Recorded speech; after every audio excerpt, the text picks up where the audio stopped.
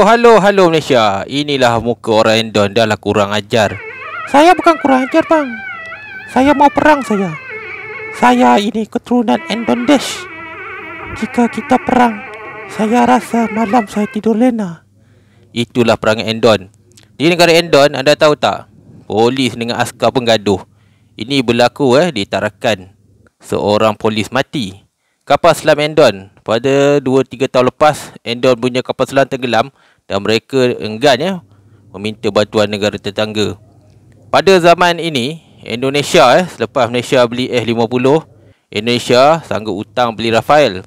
Rafale yang Indonesia nak beli ni pernah di-offer kepada kerajaan Malaysia.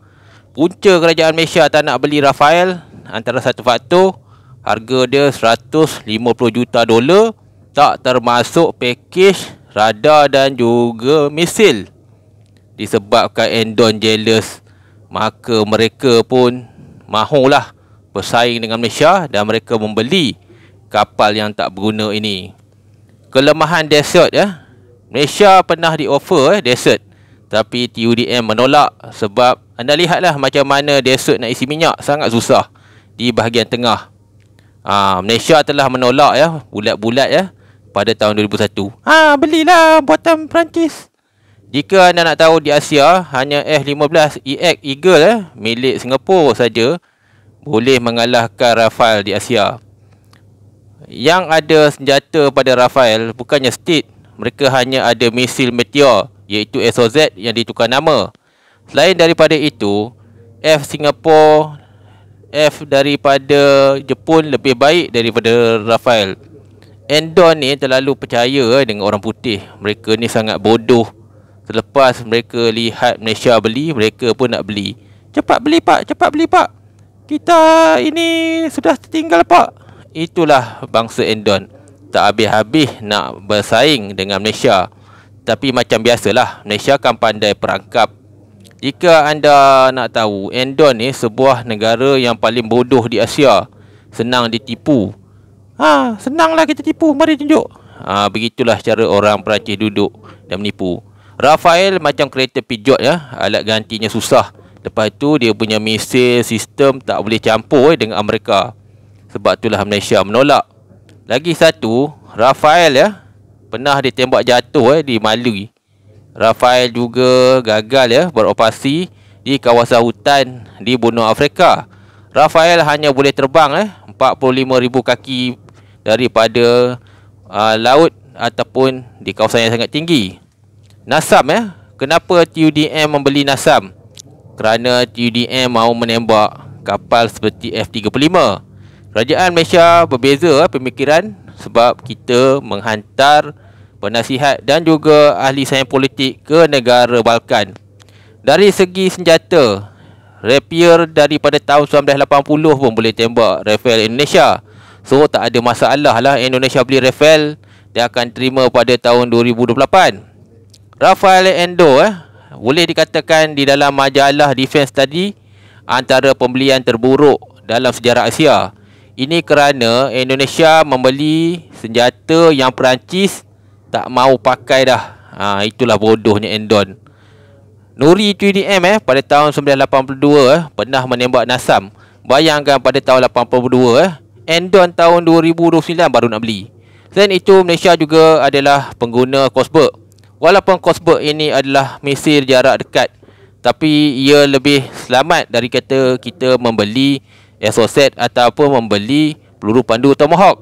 Malaysia kalau anda nak lihat boleh menembak Indonesia dengan mudah jika perang berlaku. Selain itu, Rapier pun Indonesia tak pernah beli. Indonesia sekarang ni mereka hanya pakai senjata-senjata yang dipromot oleh negara Jerman dan juga Perancis. Indonesia juga adalah sebuah negara yang besar, tetapi mereka tidak ada pengalaman di dalam konflik dan perang seperti kerajaan Malaysia. Walaupun Indonesia ni sebuah negara yang gagal serta bodoh, tapi mereka kekallah bodoh. Kalau kita lihat India menyesal beli Rafale. Celaka punya Perancis. Menyesal. Kenapa kita tidak beli F-35 saja? Itulah permintaan pilot-pilot di India.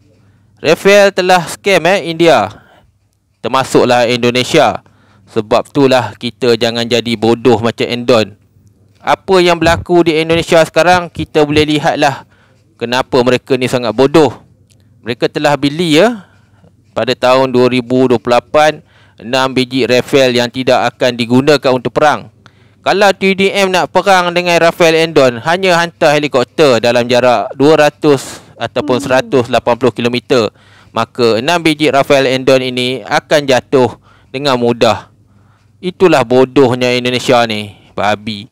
Kalau anda nak tahu, Malaysia banyak pilihan senjata sekarang ni.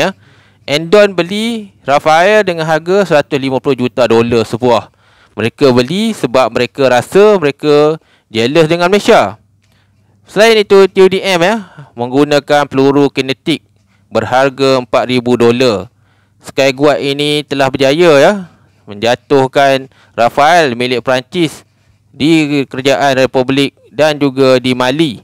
Inilah bukti peluru kinetik TDM mampu menjatuhkan 150 juta pesawat buatan Indonesia.